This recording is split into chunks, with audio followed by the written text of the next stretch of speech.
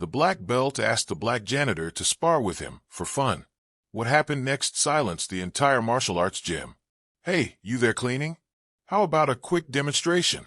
shouted Dererick Mitchell from the center of the mat, his black belt gleaming beneath the gym's harsh fluorescent lights. "I bet you've never seen a real fight in your life, right?"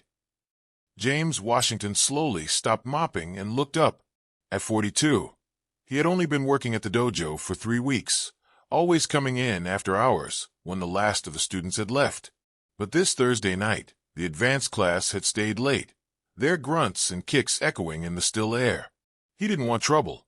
"I don't want to bother you, Sensei," James said calmly, returning to a stubborn stain on the floor.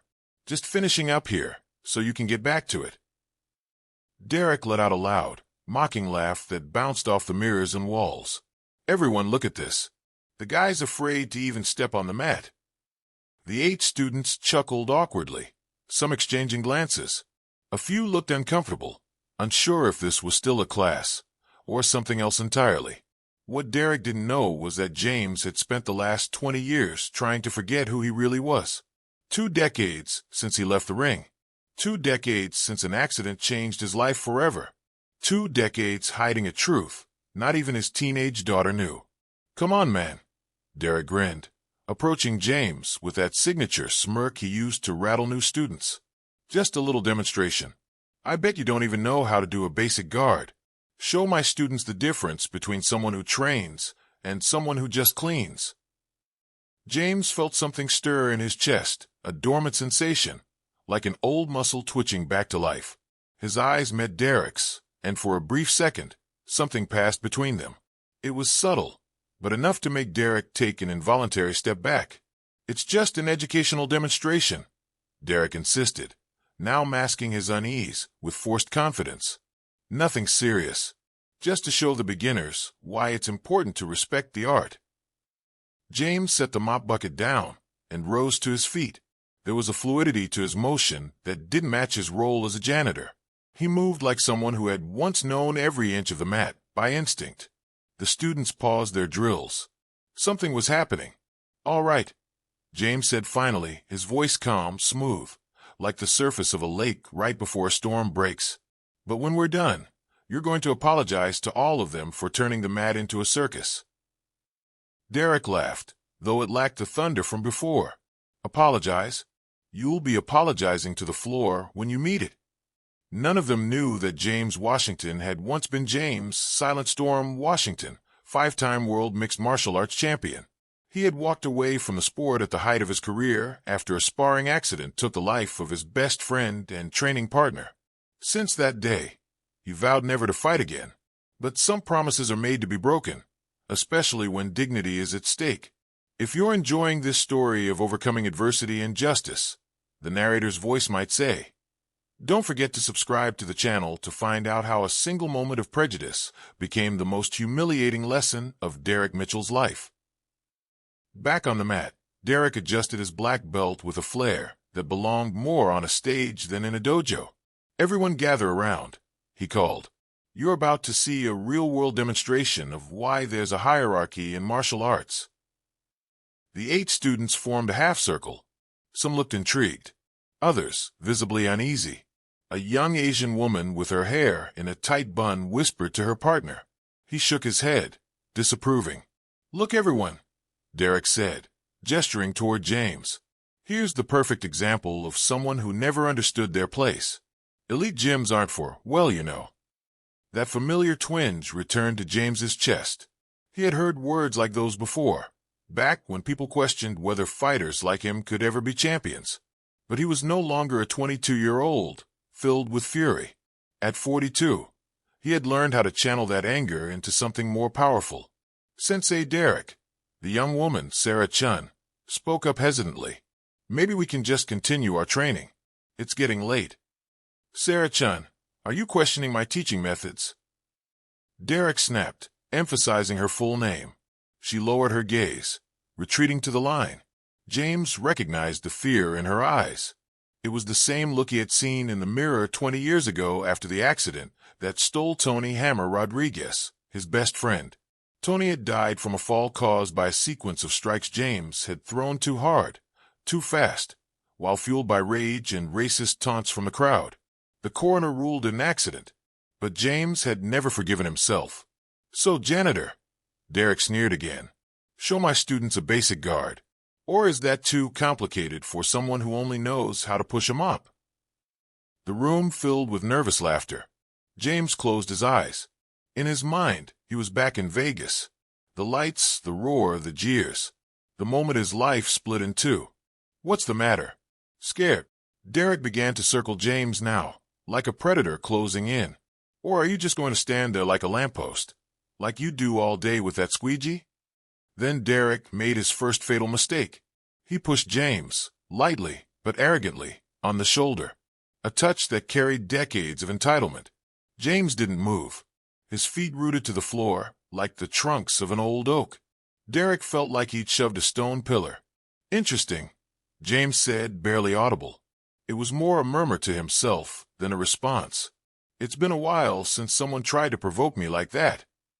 The tone in his voice changed the air in the room. It wasn't anger. It wasn't threat. It was the terrifying calm of a man who had seen much darker places and returned, tempered, not broken. Still blind to the danger, Dererick pressed on. "Did you hear that, guys? He thinks it's interesting.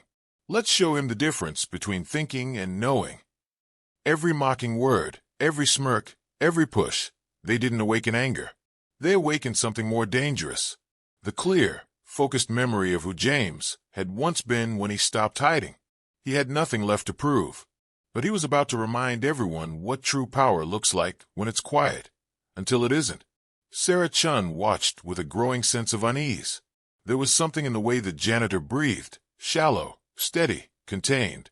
The way his shoulders moved just barely, the subtle tension in his forearms, the stillness in his eyes.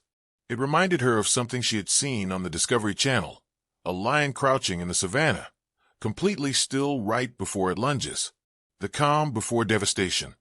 "Last chance, buddy," Dererick snapped, now visibly irritated by James's silence.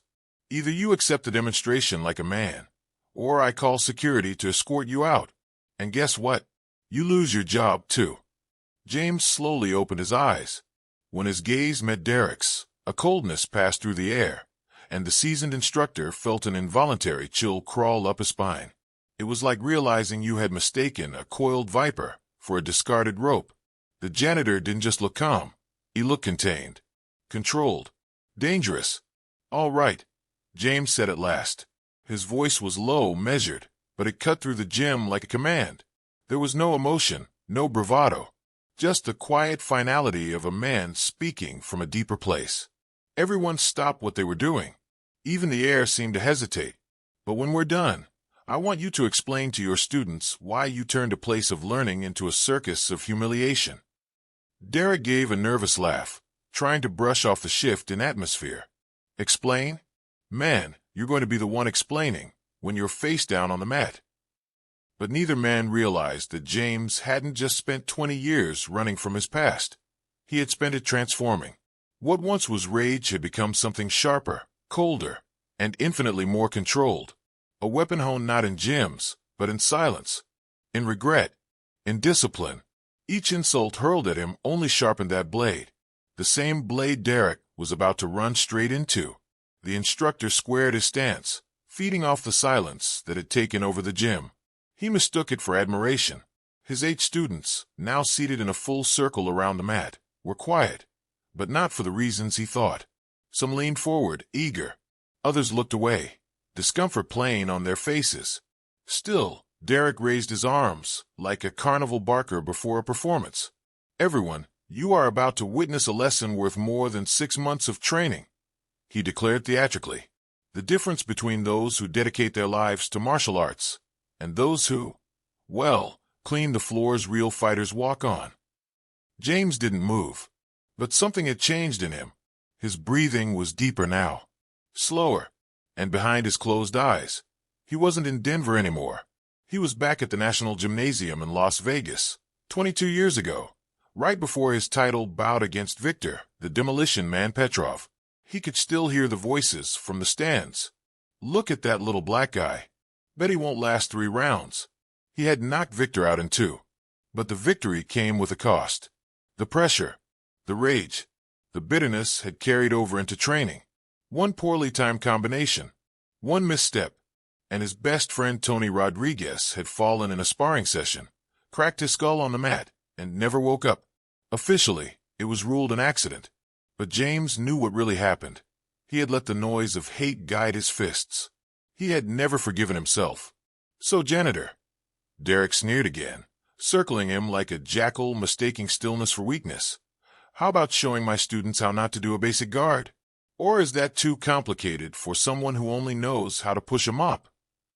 That was the moment Sarah Chun couldn't stay silent any longer. At 22, a purple belt in jiu-jitsu and a master's student in sports psychology, Sarah had spent the past 2 years documenting cases of discrimination in athletics for her thesis. What she was witnessing was textbook, but it wasn't just an academic moment, it was personal. She felt sick watching it unfold. She had heard of coaches like Dererick before. Now she was staring one down. "Sensei Dererick," she said firmly, standing up. "Can I ask you something?" The room fell completely silent. Dererick turned toward her slowly, eyes narrowing. Surprise and annoyance collided on his face. "Excuse me, Sarah. Who's teaching the class here?" "You are," she replied, voice steady, unshaken. "But that doesn't mean you should humiliate someone who's just doing his job, especially not under the pretense of a technical demonstration." A ripple of tension moved through the circle of students. A few glanced at each other. No one had ever challenged Dererick like this before. The instructor's face flushed, his jaw clenching as he tried to maintain authority. "Racial," he said, laughing sharply. "This has nothing to do with race. It's about respect for the martial art and knowing your place." James opened his eyes again. He looked at Sarah, not Dererick, with a kind of quiet recognition. There was something in her voice, something in the courage of a young woman challenging power in a room full of silence, that reminded him of someone he used to know. His sister Kesha. Kesha, who had stood up to their high school principal after James was benched for being too aggressive on the wrestling team. Kesha, who had taken blows for him when he couldn't take them for himself. Kesha, who believed in what was right, even when it made her a target. And now here was Sarah, doing the same. James felt a shift deep at his core. This wasn't about proving anything anymore. Not to Dererick, not to himself. This was about standing up for people like Sarah, like Kesha, like the quiet kids in the back of the dojo, wondering if they'd ever be more than a stereotype. This wasn't just a sparring match. It was a reckoning. She had that same fire, that same refusal to accept injustice in silence. It was the kind of resolve James had seen before, the kind that couldn't be taught. Kesha had been like that. His little sister. She'd once stood tall against their school board after James had been unfairly suspended from a state wrestling tournament. Kesha had never let anyone speak down to her family. She was only 17 when she was killed, caught in the crossfire during a police standoff, just a block from their home. James was in Japan, preparing for an international match, when the call came. Another person he loved, lost while he chased glory in faraway arenas. Another reason to quit, to vanish into the anonymity of an ordinary life where no one cheered and no one bled. "Sarah," Dererick said finally, his tone now dangerously low. "If you can't respect my teaching methods, maybe you should find another gym. There are places more suited to people with your mentality." The threat wasn't shouted, but it didn't have to be. It slithered into the room like toxic smoke. Sarah felt a cold ripple move down her spine. Still, she didn't waver. "My tuition is paid, Sensei," she said, her voice steady. "And I believe everyone here deserves a learning environment based on mutual respect, not humiliation." That's when James did something no one expected. He smiled, but it wasn't a smile of submission or amusement. It was slow, deliberate, the expression of someone who had just remembered who he was. For 20 years, he had lived under the crushing weight of guilt. Guilt over the death of Tony Rodriguez, and guilt over not being home when Kesha died. He had buried the fighter, the brother, the man he once was. But now, seeing this young woman stand tall where he once faltered, something stirred deep inside him. A recognition. A reason. "Dererick," James said finally, his voice resonating through the room with a quiet command that pulled everyone's attention. The young lady is right. This isn't about martial arts. It's about you. About needing to feel important by belittling others. Dererick spun around, his face flushing crimson. How dare you lecture me about martial arts? You don't even know what a dojo is. James took a step forward, and in that instant, everything changed. His shoulders squared, his weight shifted. Subtle adjustments, but unmistakable to anyone who'd ever seen a real fighter prepare. His feet found the mat like they belonged there. There was nothing hesitant in his posture now. Nothing apologetic. Actually, James said calmly, I know exactly what a dojo is, and I know that this place stopped being one a long time ago. A chill crept down Dererick's spine. There was something in the way James moved, something ancient, lethal, and terrifying. His pride screamed for him to fight, but his instincts whispered caution. Dererick ignored the warning. Enough talk, he growled, dropping into his preferred fighting stance. I'll teach you respect the hard way. Sarah watched, her pulse racing. But beneath her fear, a deep curiosity burned. She had spent countless hours filming competitions, analyzing sparring technique, studying master tapes of legendary fighters for her thesis. But what she was seeing in James, the economy of motion, the centered breathing, the complete absence of wasted energy, this was not someone pretending. This was a master, a storm waiting to break. James closed his eyes for just a moment, and in that space, 22 years collapsed into nothing. The brutal training in Brazil, the Muay Thai circuits in Thailand, the title fights in Tokyo, the roaring Vegas crowd, every movement, every pressure point, every breath. Silent Storm Washington, 5-time world MMA champion, returned. When he opened his eyes again, Dererick wasn't facing a janitor. He was staring into the eyes of a man who had faced death and won. Last chance, James offered, his voice gentle. Apologize. To her. To your students. And turn this place back into what it was meant to be. Dererick let out a snort of laughter, but it sounded hollow. Apologize? Man, you'll be begging for forgiveness when you hit the floor. What Dererick didn't realize was that James had already read him like a manual. The high guard that left his ribs vulnerable. The right leg retreat that slowed his pivot. The slight shoulder twitch that announced every jab before it left his hand. 22 years away had sharpened James's mind, not dulled it. His body remembered the rest. Sarah noticed something subtle happening in the gym. Other students were instinctively backing up, sensing something primal in the air. Like animals just before a storm, the tension thickened. The oxygen felt charged. And then it shifted. James's face changed, not into anger, not even determination, but something deeper. A calm so absolute it terrified. This wasn't about revenge. It wasn't even about pride. It was about purpose. For the first time in 20 years, he had won again. Some in the room began to understand. They couldn't name it, not exactly, but they felt it. The certainty that they were witnessing something rare. Something unforgettable. A man stepping back into who he truly was. Not a janitor. Not a relic. But a legend reawakened. Dererick assumed his favorite fighting stance. The one that had intimidated countless beginners over the years. His feet planted shoulder-width apart. Fists clenched at chest level. Weight tilted slightly forward. It was the stance of a man who had honed his skills in predictable environments, surrounded by padded mats and controlled sparring matches. He looked like a fighter trained to dominate, but only within the comfort zone of order. Across from him, James stood still, unmoving, silent, watching. His eyes traced every detail of Dererick's posture, cataloging each flaw with the cold efficiency of a human computer. The high guard that left the ribs vulnerable. The unsteady footing that could buckle under pressure. The tight shoulders that telegraphed movement long before the muscles engaged. Still waiting, Dererick sneered and bounced on the balls of his feet. Or are you just going to stand there like a lamppost? He taunted, trying to provoke a reaction. But James did not rise to the bait. Instead, he moved, but not in any way that the onlookers expected. It wasn't a lunge or a strike.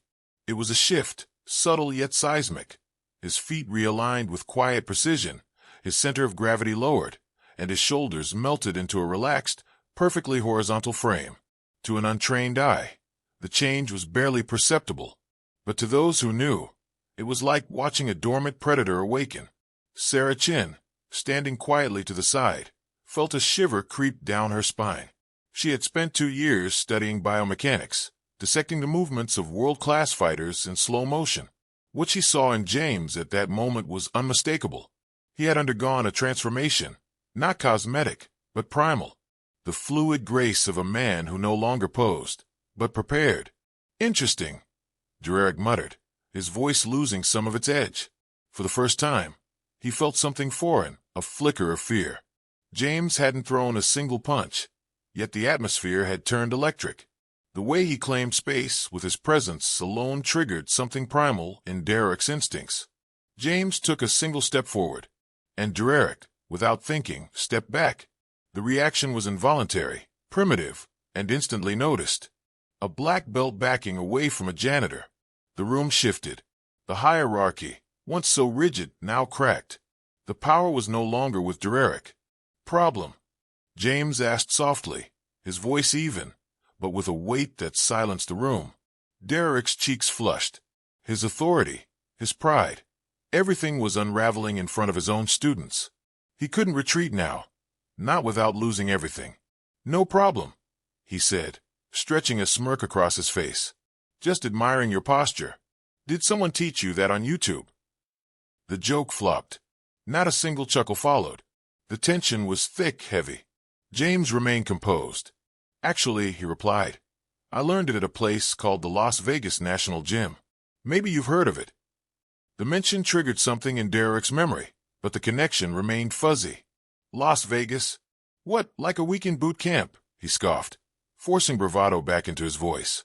Off to the side, Sarah discreetly pulled out her phone and typed, Las Vegas National Gym Martial Arts. The results made her stomach drop.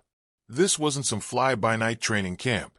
It was legendary, a cradle for the greatest MMA fighters of the past 30 years.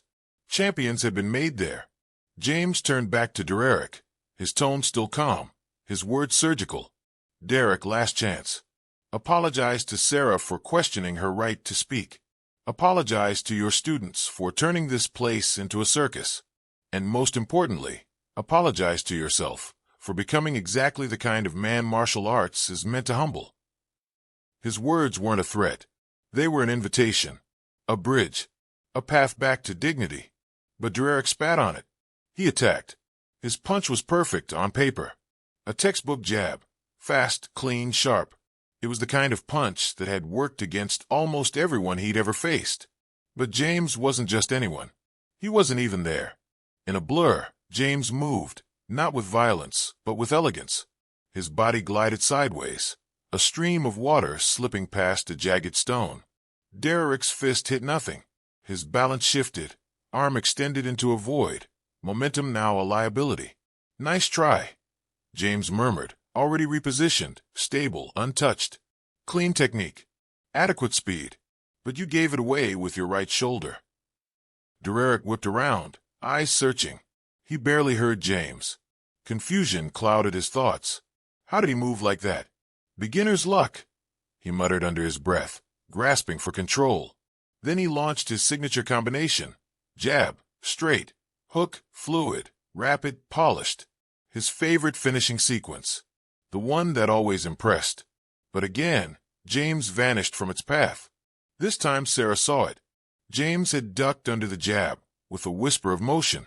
He bent back like a reed in the wind as the straight zipped past. And the hook, his strongest blow, met only air as James shifted a single step away. Inches. Just inches from his chin. Interesting combination, James noted, his breathing unchanged. Works great against statues. But your left side's wide open. Dererick's sweat now beaded down his face.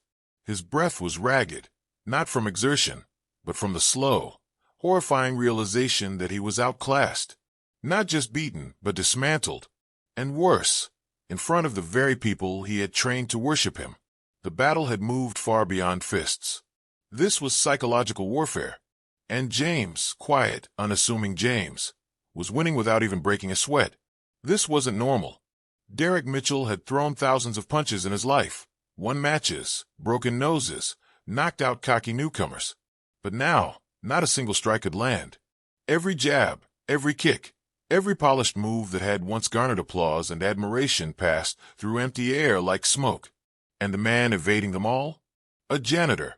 A man who, by all accounts, had never set foot in a ring. Stop dancing and fight. Derek barked, his frustration boiling over. He launched a furious combination, fist blurring, kicks lashing out with increasing desperation. That was when James decided the demonstration had gone on long enough. Derek's third volley, a chaotic mix of punches and kicks designed to overwhelm, missed once again. But this time something changed. When Derek planted his feet to recover, James was no longer at a distance. He was suddenly there, close. Too close. Uncomfortably close. How? Derek whispered, stunned to realize he had lost control of the space between them. It was as though James had rewritten the rules of engagement. Derek, James said softly, his voice calm but unmistakably commanding. Do you want to know the difference between someone who learned to fight in gyms and someone who learned in professional rings? Before Derek could reply, James moved. There was no aggression, no brute force. Just a single, smooth motion, a simple extension of his arm. His open palm pressed lightly against Derek's chest. And Derek flew. There was no shove, no visible effort. It was as if James had unlocked something elemental, a pulse of energy that sent Derek soaring backward through the air. His feet left the ground. He traveled nearly 2 meters before landing hard on his back, breath knocked out of him, eyes wide as he stared at the ceiling in silent disbelief. The room froze. No one spoke. No one breathed. Derek lay there, motionless, trying to process the impossible. There was no pain, only the residual shock of encountering a level of control and power he hadn't even known existed. That's impossible, he murmured, still dazed. Sarah Chun stood frozen, barely able to process what she'd witnessed. In 2 years of studying martial arts, she had never seen such precision, such restraint.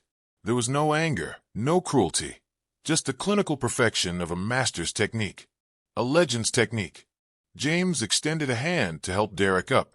It's quite simple, once you understand leverage, timing, and energy transfer. Principles I've learned over a 22-year professional career. Derek ignored the hand and stood up on his own, legs unsteady. 22 years in what? He asked, still catching his breath. Before James could answer, Sarah's voice broke the silence. You don't understand who he is, do you? She said quietly, still staring at her phone. On the screen, a collection of articles, videos, fight records. James Washington, she read aloud, also known as Silent Storm. 5-time world mixed martial arts champion, considered one of the most technically skilled fighters in history. Retired undefeated after a 22-year career following an accident that resulted in the death of his training partner. Her words hit like a bomb. The air shifted. No one could look away. Derek's face went pale. Five-time world champion, he whispered, his arrogance disintegrating on the spot. He had challenged a living legend, had mocked him, had humiliated a man who could have ended the fight before it began. James nodded, calm and composed. I retired at 29. Since then, I've worked whatever jobs I could find. Cleaning, maintenance, a quiet life. No spotlights, no cameras, no need to prove anything to anyone. And just like that, the transformation in Derek was complete. The man who had strutted around the dojo like a king was gone, replaced by someone who had seen the summit of true mastery and realized how far he had fallen. I didn't know, he muttered. If I had known, James interrupted gently. But if you had known, would you have treated me with respect? Or would you still have humiliated some other janitor, some other worker who didn't have credentials to defend themselves? The question pierced deeper than any strike. Derek's shame wasn't just about losing a fight. It was about recognizing the rot at the root of his ego. His was not ignorance, but entitlement. Sarah stepped forward, her voice no longer soft. Sensei Derek, I've trained at this academy for 2 years out of respect for your experience. But what I saw today wasn't teaching. It was bullying disguised as instruction. Other students nodded. The shift was complete. What had once seemed like discipline was now exposed for what it truly was, arrogance in a GI. Dererick turned to James, visibly broken. James, I sincerely apologize. To you. To Sarah. To everyone. I have no excuse for what I did. James accepted the apology with the same poise he had maintained throughout. Appreciated Dererick. But apologies are only the first step. The real question is, what will you do differently from now on? Dererick looked around. His students no longer saw a master, they saw a man. A fallible man. Some were disappointed. Others were quietly introspective. I'll change, Dererick promised. It'll take time, but I will. Then, unexpectedly, Sarah turned to James. Mr. Washington, would you consider teaching again? Her voice carried more than curiosity. It carried hope. Because I think we could all learn a lot more from someone who understands that true strength comes with responsibility. James smiled, a real genuine smile. Maybe, but not to teach fighting techniques. To teach something more important. That respect isn't earned through belts or titles. It's earned through character. As Dererick stood in the ruins of his pride, one question lingered. Would this night of humility be enough to reverse years of ego-driven dominance? Or would the real battle, his battle with himself, only just begin? 3 months later, the dojo had been reborn. James Washington was no longer just a janitor. Sarah had convinced the gym owner to bring him on as an instructor, specializing in advanced techniques and the philosophy of martial arts. Discipline, humility, respect, the fundamentals. Dererick lost half of his students in the first week. Sarah's video, subtly recorded during the confrontation, spread across social media. A black belt, bested by a janitor. A legend, hidden in plain sight. Dererick's reputation was in tatters, but he stayed. He kept teaching, at a smaller gym, in a smaller room, to a smaller crowd. His arrogance had been stripped away by public shame, and in its place, humility had begun to take root. One evening, after a class on ethics and self-awareness, Sarah approached James. "Sensei James," she said quietly, "thank you. You taught me that true strength doesn't need to be displayed to be recognized." James smiled as he packed away the training gear. "The best lesson I can offer is simple. Never judge someone by their profession or appearance. Everyone carries stories that can surprise us." And perhaps that was the greatest victory of all. Not the fall of an ego, but the quiet, steady rise of a deeper understanding. Justice, in its most graceful form, had been served. Not with fists, but with truth. Because sometimes, the most powerful storms make no sound at all.